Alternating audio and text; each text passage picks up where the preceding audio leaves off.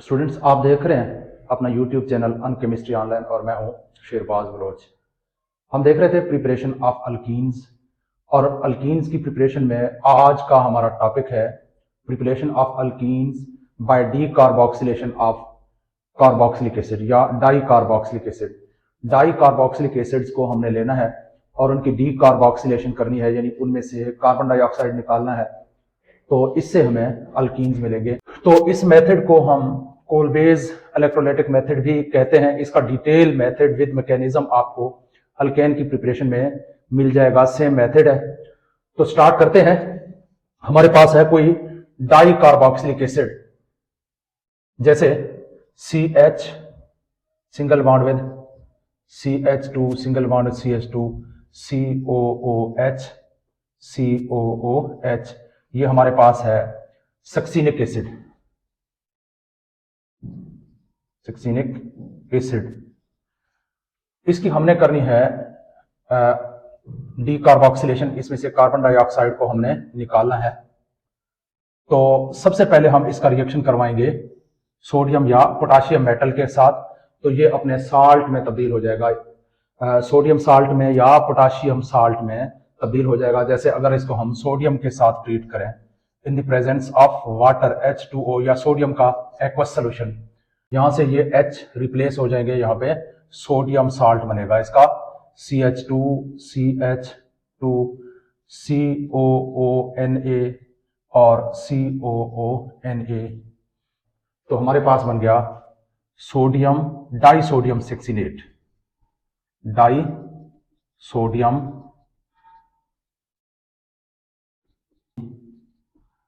Disodium succinate, salt है हमारे पास। अब इसकी हमने करनी है इलेक्ट्रोलाइसिस।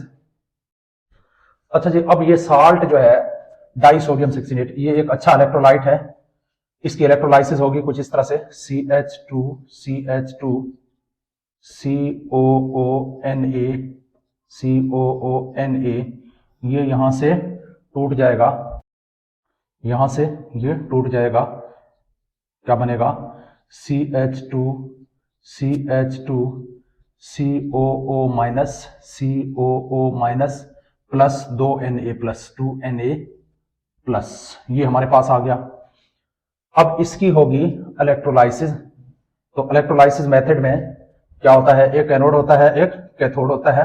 पहले देखेंगे एट एनोड, एनोड के ऊपर क्या होगा, एट एनोड, एनोड पे क्या होना है हमेशा ऑक्सीडेशन, यानी यहां पे इलेक्ट्रॉन लूज होंगे, और कैथोड के ऊपर हमेशा रिडक्शन होगी एट कैथोड, क्योंकि हम इलेक्ट्रोलाइसिस मेथड में इलेक्ट्रोलाइटिक सेल यूज करते हैं, तो उसमें फिर एनोड और कैथोड होंगे। कैथोड के ऊपर हमेशा नेगेटिव चार्ज होती है और यहां पे रिडक्शन होगी, रिडक्शन यानी यहां इलेक्ट्रॉन गेन होंगे। अब होगा क्या, हमारे पास है CH2 COO minus COO minus, ये एनोड पे पहुंचेगा, इसकी यहां पे ऑक्सीडेशन होगी, ये इलेक्ट्रॉन लूज करेगा, हमारे पास बनेगा CH2 C double bond O single bond with O। अब ये दो इलेक्ट्रॉन लूज करेगा, यहां पे एक इलेक्ट्रॉन यहां से, एक इलेक्ट्रॉन यहां से। देखें या इस नेगेटिव चार्ज के ऊपर दरअसल दो इलेक्ट्रॉन है। अब एक इलेक्ट्रॉन यहां से लूज हो जाएगा, यानी दो इलेक्ट्रॉन लूज हो जाएंगे और एक इलेक्ट्रॉन यहां पे बाकी रहेगा रेडिकल की सूरत में, C double bond O single bond with O radical. अब मैं कंफ्यूज ना होना, मैं इसी चीज को यहाँ पे इस तरह लिख रहा हूं आपकी आसानी के लिए, समझाने के लिए।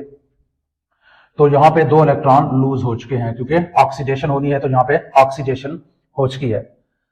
अब नेक्स्ट क्या होगा कि ये इलेक्ट्रॉन यहां से, अच्छा जी, यहां से एक इलेक्ट्रॉन यहां से शिफ्ट होकर यहां, इस इलेक्ट्रॉन की होमोलाइसिस होगी, फ्री रेडिकल बनेगा, और इसका इस बॉन्ड का एक इलेक्ट्रॉन यहां पे, क्योंकि यहां पे दो इलेक्ट्रॉन है, और इसी तरह से एक इलेक्ट्रॉन यहां से यहां और एक इलेक्ट्रॉन यहां से यहां। तो हमारे पास क्या बनेगा, CH2 single bond with CH2, और ये दोनों फ्री रेडिकल यहां पे फ्री रेडिकल की सूरत में आ चुके हैं, और ये इलेक्ट्रॉन और ये इलेक्ट्रॉन यहां पे मिलकर एक डबल बॉन्ड बनाएंगे, तो हमारे पास बनेगा CO double bond with CO, यानी कार्बन डाइऑक्साइड रिमूव हो गया, और हमारे पास ये दो इलेक्ट्रॉन लूज हो चुके हैं। अब होगा क्या, अब नेक्स्ट स्टेप में ये जो दो फ्री रेडिकल हैं ये आपस में एक डबल बॉन्ड बनाएंगे, ये रेडिकल और ये आपस में ये इलेक्ट्रॉन मिलकर एक यहाँ पे डबल बॉन्ड बनाएंगे, CH2 double bond with CH2 हमारे पास बनेगा और यूं अल्कीन जो है तैयार हो जाएगी। अच्छा जी, अब कैथोड के ऊपर क्या होना है देखें, यहां पे हमने एक्वस सोल्यूशन यूज किया था वाटर, तो वाटर की भी तो इलेक्ट्रोलाइसिस होगी। वाटर की इलेक्ट्रोलाइसिस किस तरह से होगी, देखें यहां पे अगर मैं वाटर की इलेक्ट्रोलाइसिस करूं 2H2O, ये किस चीज में कन्वर्ट हो जाएगा, H plus plus OH, 2H plus plus 2OH minus ion में। अब हमारे पास यहां पे दो आयन है, एक सोडियम आयन है, एक हाइड्रोजन आयन है, दोनों पॉजिटिव चार्ज रखने वाले आयन है। अब कैथोड के ऊपर इन पॉजिटिव में से कौन सा आयन पहले पहुंचेगा, जिसकी रिडक्शन पोटेंशियल ज्यादा है, तो हाइड्रोजन की रिडक्शन पोटेंशियल ज्यादा है, ये 2H प्लस कैथोड के ऊपर पहुंचेगा। ये जो दो इलेक्ट्रॉन यहां से लूज हुए हैं एनोड के ऊपर, ये यहां आएंगे और इसने ये इलेक्ट्रॉन इसके साथ जब ऐड होंगे यानी इसकी रिडक्शन होगी तो ये हाइड्रोजन गैस में तब्दील हो जाएगा। और हमारे पास सोल्यूशन के अंदर दो चीजें अब रह गई हैं, एक ये सोडियम आयन, इनको हम स्पेक्टेटर आयंस कहते हैं, और ये हाइड्रोक्साइड आयन, ये आपस में मिलकर 2Na plus plus 2OH minus, ये आपस में मिलकर 2NaOH बनाएंगे, सोडियम हाइड्रोक्साइड बनेगा। लेकिन हमारा जो मेन प्रोडक्ट है वो अल्कीन है, ये बन चुका है। तो इस तरह से हम यहाँ पे अल्कीन बना सकते हैं। यहाँ पे एक मसला और भी है, बाज औकात इस तरह होता है कि ये रेडिकल एक और तरीके से भी मिल सकते हैं, जिस तरह से देखें ये CH2 और CH2 का फ्री रेडिकल, देखें मैं इस रेडिकल की बात कर रहा हूं, फ्री रेडिकल और ये फ्री रेडिकल।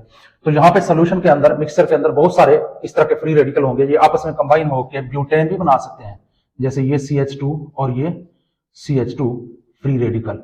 अब ये फ्री रेडिकल ये और ये यहां पे मिलकर एक सिंगल बॉन्ड बनाएंगे और ये यहां पे मिलकर एक सिंगल बॉन्ड बनाएंगे, तो हमारे पास क्या बनेगा, इस तरह से हमारे पास साइक्लोब्यूटेन भी बनना यहां पे पॉसिबल है।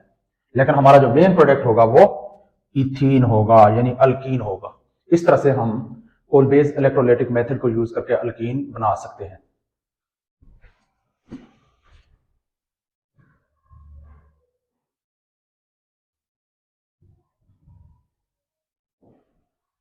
तो यहां पे थोड़ी सी मिसिंग हुई है, इसकी वजह से मिसिंग हुई है जरा कैमरे में। तो अब ये दिखा रहा हूं कि ये CH2, ये देखें ये फ्री रेडिकल यहां से मिलकर, ये दोनों इलेक्ट्रॉन मिलकर यहां पे उन्होंने एक डबल बॉन्ड बना लिया, एक सेकंड बॉन्ड बना लिया, तो इस तरह से हमारे पास अल्कीन यानी इथीन बन चुकी है।